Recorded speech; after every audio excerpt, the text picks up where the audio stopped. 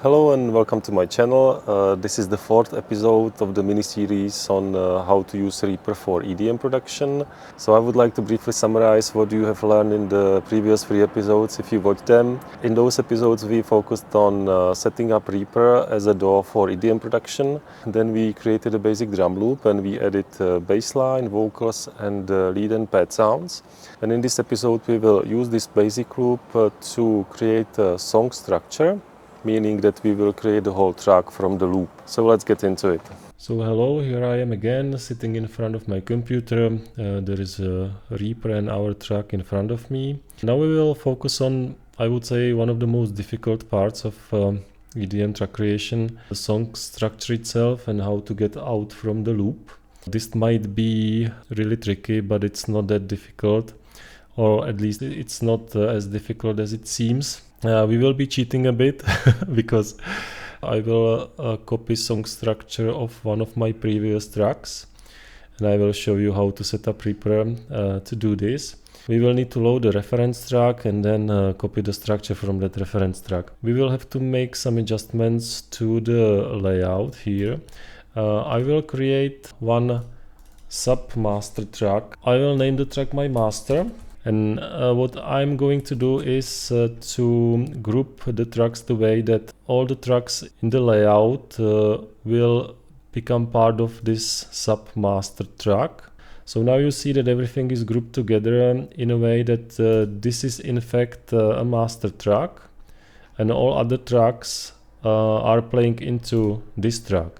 And now we will set up a reference track. I will put it here. Now we will call it reference.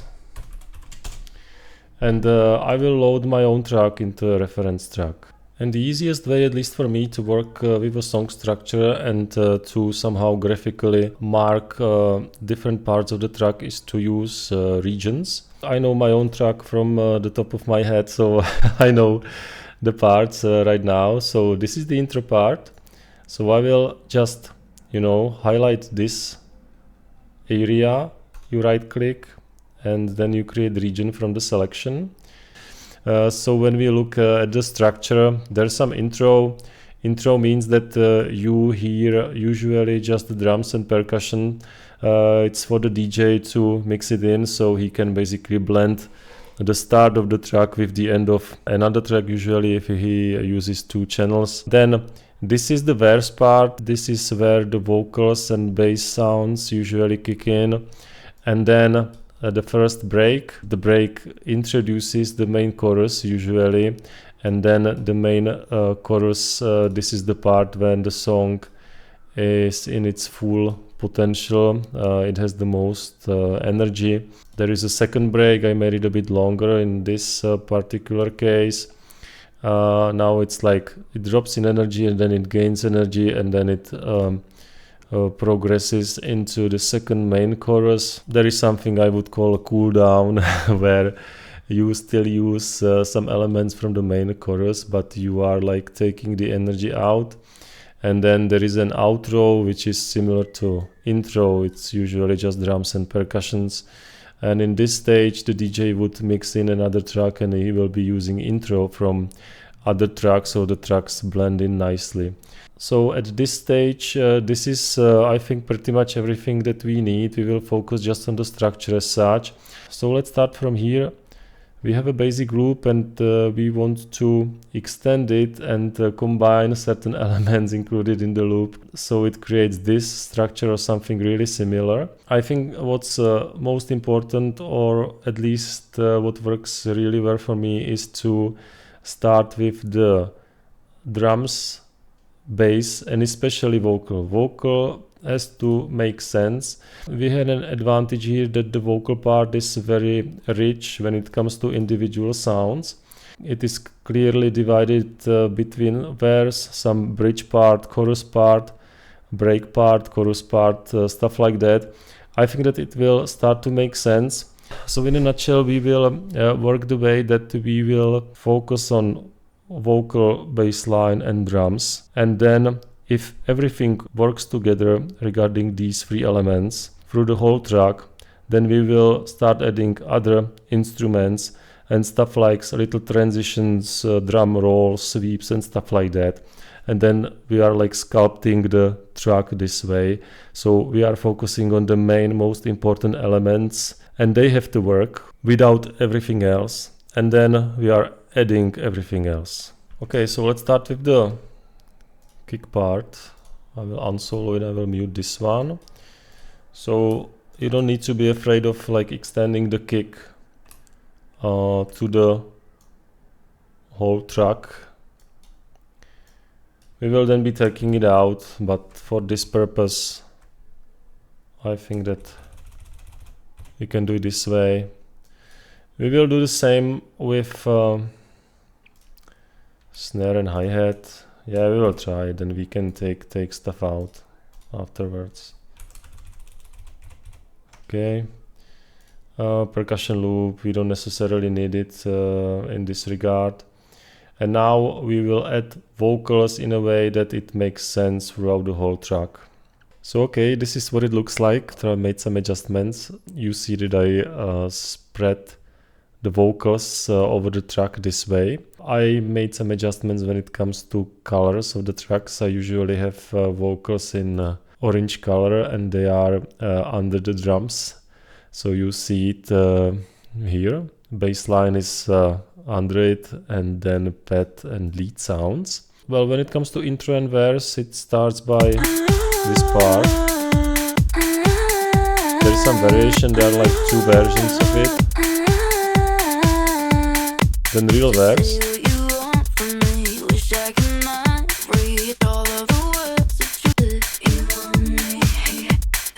This is called bridge. I think it's nicely done from the singer, and it's in stereo, which seems that it doesn't need that much processing. It sounds really good. And now it like it gains the energy, and it overlaps into main chorus.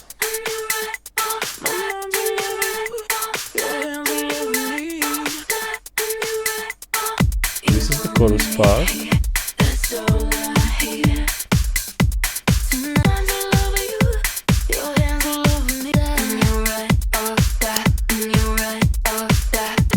And this is just a preliminary arrangement. If the track requires something else, I will change it in the future. There is also a pitched version of the vocal. I added it here in combination with the vocal itself. It gives a certain color to the sound.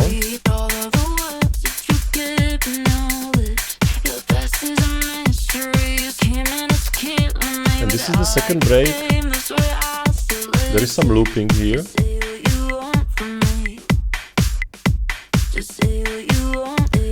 It repeats 4 times, and then it's like the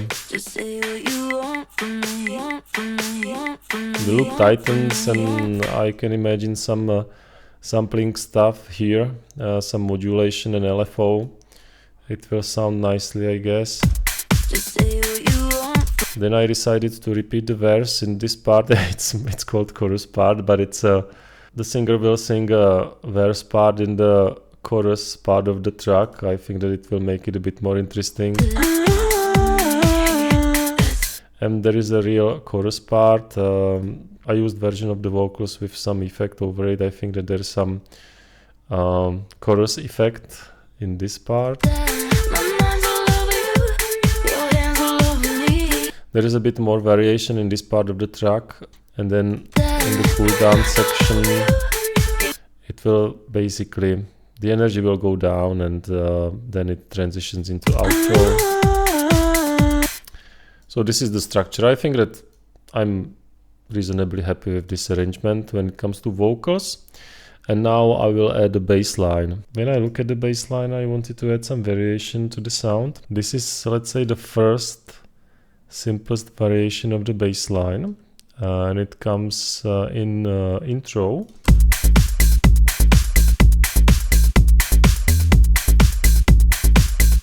So it plays like this in the intro part. Then in the verse part, because this should be the part that gives some hint about the development of the song as such, then I kept the loop bass line, including the variation.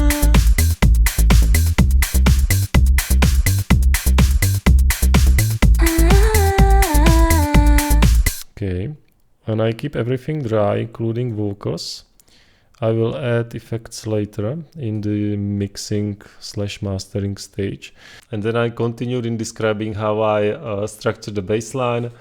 But after some time, I changed it, not completely, but I made some adjustments. So you will see the final arrangement now together with other instruments. Okay, so I will focus on the structure as such. I think that this is the final version of the structure. So we have an intro, then there is a verse. So in this part, the listeners will get an idea about what the sound of the track will be like when it progresses further. This is the first break, usually without drums. Then there is a build-up. The build-up transitions into main chorus, which has two parts. Main chorus transitions into the second break.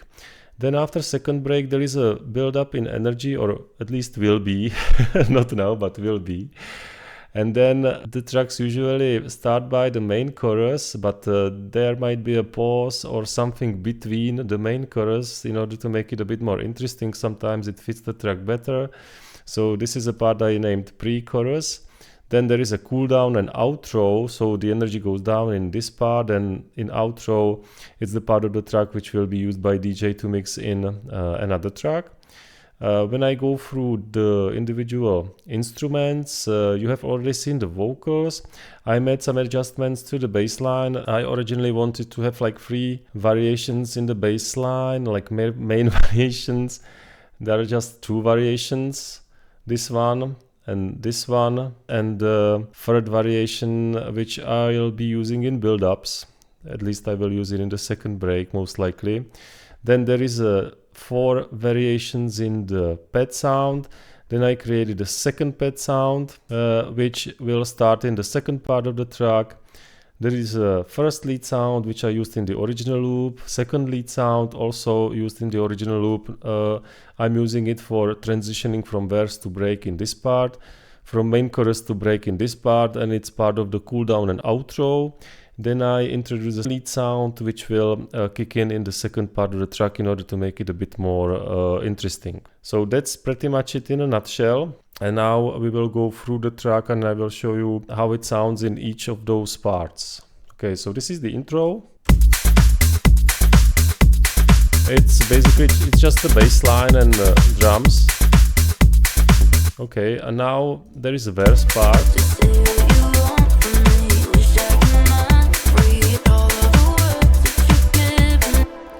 Break part. And to make it clear, it's not finished yet. You know, I will work with track volumes, with filtering, with giving it a bit more transitions when it comes to drum rolls, filter sweeps, some sampled stuff like that. This is still a rough backbone structure of the track, but it starts to sound like a proper track. Okay, so back to the track. So this is the main chorus.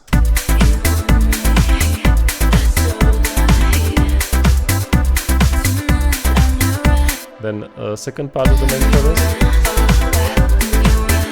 with variation in the pad sound. Second break and the looped vocal.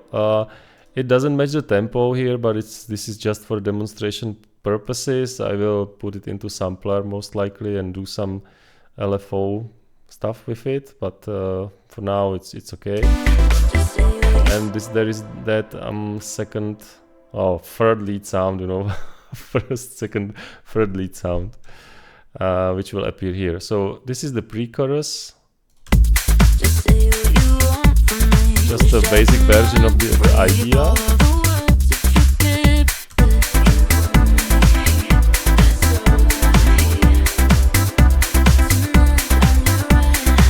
And the second main chorus, which is like the fullest part of the track.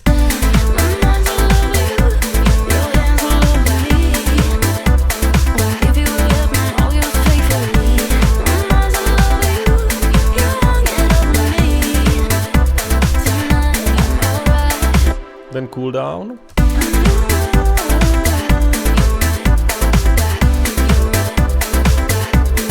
And outro with, let's say, simpler less energetic bass line.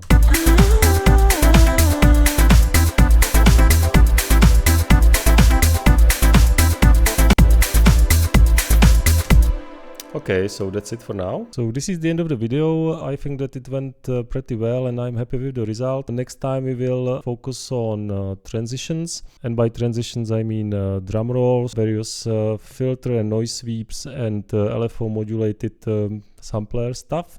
So we will glue everything together a bit more. You have already noticed that it sounds like a proper house track, but it's in a raw state, I would say, and I think that in the end it will sound pretty good. So stay tuned and see you next time.